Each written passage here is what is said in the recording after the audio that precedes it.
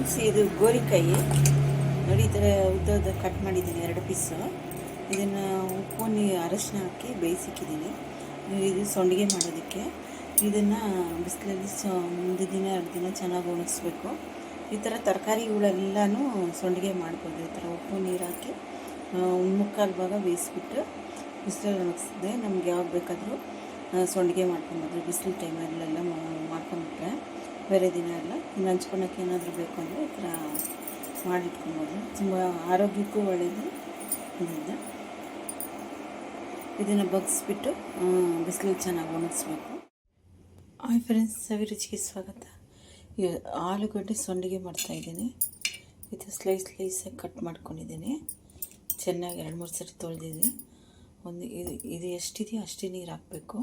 ಈ ಜೊತೆಗೆ ಉಪ್ಪು ಅರಶಿನ ಹಾಕಿ ಜಾಸ್ತಿ ಬೇಯಿಸಬಾರ್ದು. ಒಂದು ಕುದಿ ಬಂದರೆ ಸಾಕು. ಹಾಕಿ ಚೆನ್ನಾಗಿ ಬಿಸಿಲಲ್ಲಿ ಒಣಗಿಸ್ಬೇಕು. ಅರಶಿನ ಹಾಕಿದ್ದೀನಿ. ಒಂದೇ ಒಂದು ಕುದಿ ಬಂದರೆ ಸಾಕು. ನೋಡಿ, ಇಷ್ಟು ಕುದಿ ಬಂದಾಗ ಎತ್ಬಿಡ್ಬೇಕು, ಸಾಕು ಅಷ್ಟೇ. ಬಗ್ಸಿದ್ದೀನಿ. ಬಿಸಿಲಲ್ಲಿ ಚೆನ್ನಾಗಿ ಒಣಗಿಸ್ಬೇಕು. ಹಾಯ್ ಫ್ರೆಂಡ್ಸ್, ಸವಿರುಚಿಗೆ ಸ್ವಾಗತ. ಇವತ್ತು ನೀವೆಲ್ಲರೂ ಚೆನ್ನಾಗಿದ್ದೀರ ಅಂದ್ಕೊಂಡಿದ್ದೀನಿ. ನಿಮ್ಮ ಮುಂದೆ ಏನು ತಂದಿದ್ದೀನಿ ಅಂದರೆ ವೆಂಗಾಯ ವಡಗಂ. ಈ ಸಾರಿಗೆಲ್ಲ ಒಗ್ಗರಣೆ ಮಾಡ್ತೀರಲ್ವಾ, ಮಸಾಲೆ ಸಾರಿಗೆಲ್ಲ ಇಲ್ಲ, ಈ ಬೇಳೆ ಸಾರು ಜೊತೆ ಎಲ್ಲ ಕಾಯಿ ಇದು ಸಾರೆಲ್ಲ ಮಾಡ್ತಿರಲ್ಲ, ಆಗ ನಾವು ಒಗ್ಗರಣೆ ಹಾಕ್ತಿರಲ್ಲ, ಆ ಟೈಮಲ್ಲಿ ಈರುಳ್ಳಿ ಸಣ್ಣದು ಚಿಕ್ಕಿರುಳ್ಳಿ 1/4 kg ತೊಗೊಂಡಿದ್ದೀನಿ. ಸ್ವಲ್ಪ ಬೆಳ್ಳುಳ್ಳಿ ಇದನ್ನು ಹಾಕಿ ಈರುಳ್ಳಿ ವೆಂಗಾಯ ಈರುಳ್ಳಿ ವಡಗ ಅಂತಾರೆ ಇದನ್ನೆಲ್ಲ ರುಬ್ಕೊಂಡ್ಬಂದು ಒಂದಿನ ಎಲ್ಲ ಬಿಟ್ಟು ಉಂಡೆ ಕಟ್ಟಿ 3 ದಿವಸ ಬಿಸಿಲಲ್ಲಿ 3-4 ದಿವಸ ಚೆನ್ನಾಗಿ ಒಣಗಿಸ್ಬಿಟ್ಟು ಅದನ್ನು ಹೆಂಗೆ ಅಂತ ಹೇಳ್ತೀನಿ. ಫಸ್ಟು ಇದು ಈಸಿನೇ, ಆದರೆ ಒಣಗಿಸೋದು ಮತ್ತು ಸ್ವಲ್ಪ ಟೈಮ್ ತೊಗೊಳುತ್ತೆ. ಆದರೆ ಎಲ್ಲ ಸಾರಿಗೂ ಈ ಥರ ಈರುಳ್ಳಿ ಡಿಮ್ಯಾಂಡ್ ಇದ್ದಾಗೆಲ್ಲ ಇದನ್ನು ಹಾಕಿ ಒಗ್ಗರಣೆ ಮಾಡಿಕೊಂಡ್ರೆ ತುಂಬ ಟೇಸ್ಟ್ ಚೆನ್ನಾಗಿರುತ್ತೆ. ನಾನು 2 ಟೇಬಲ್ ಸ್ಪೂನು ಜೀರಿಗೆ ತೊಗೊಂಡಿದ್ದೀನಿ, 1 ಟೇಬಲ್ ಸ್ಪೂನ್ ಸಾಸಿವೆ, 1.5 ಟೇಬಲ್ ಸ್ಪೂನ್ ಉದ್ದಿನಬೇಳೆ, ಅರ್ಧ ಟೇಬಲ್ ಸ್ಪೂನ್ ಕಾಳು ಮೆಣಸು, ಮೆಂತ್ಯ ಒಂದು ಅರ್ಧ ಟೀ ಸ್ಪೂನು, 1 ಟೀ ಸ್ಪೂನ್ ಬಂದು ಕಡಲೆಬೇಳೆ, ಸ್ವಲ್ಪ ಕರಿಬೇವು, ಇಂಗು ಸ್ವಲ್ಪ ಹಾಕಬೇಕು, ಉಪ್ಪು ಹಾಕಬೇಕು. ಈಗ ಬಂದ್ಬಿಟ್ಟು ಈರುಳ್ಳಿನ ಫುಲ್ಲು ನೈಸಿಲ್ಲ, ತರಿಯಾಗಿ ಈರುಳ್ಳಿನೂ ಬೆಳ್ಳುಳ್ಳಿ ಈರುಳ್ಳಿನೇ ತೊಗೊಳ್ಬೇಕು. ಚಿಕ್ಕ ಈರುಳ್ಳಿನೇ ತೊಗೊಂಡ್ರೆ ಟೇಸ್ಟ್ ಅಷ್ಟು ಚೆನ್ನಾಗಿರುತ್ತೆ.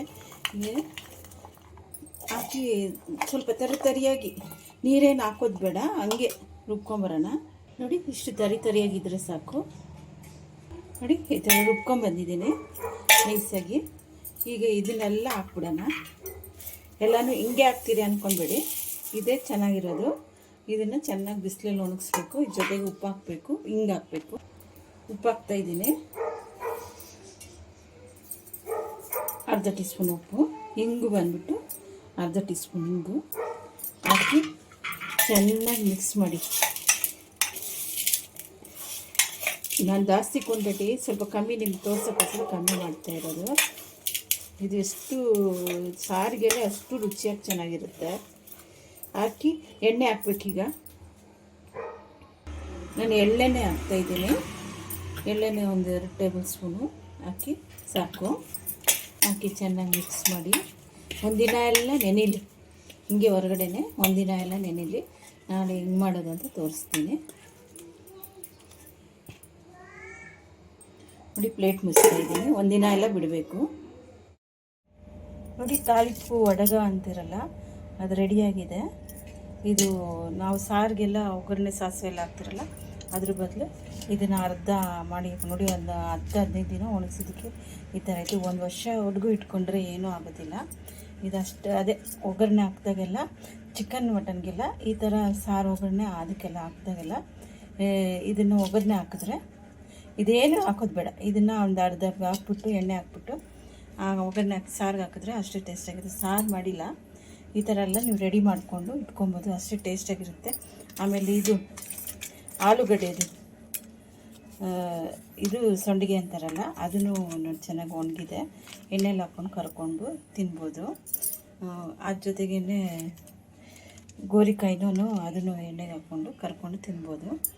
ನಂಚ್ಕೊಳಕ್ಕೆಲ್ಲ ಬೇಕಾಗುತ್ತಲ್ಲ, ಅದಕ್ಕೆ ನೀವೊಂದ್ಸರಿ ಟ್ರೈ ಮಾಡಿ. ಬಿಸಿಲಿದ್ದಾಗ ಮಾತ್ರ ಇದೆಲ್ಲ ಮಾಡ್ಕೊಬೋದು, ಬೇರೆ ದಿನ ಎಲ್ಲ ಮಾಡೋಕ್ಕಾಗೋದಿಲ್ಲ.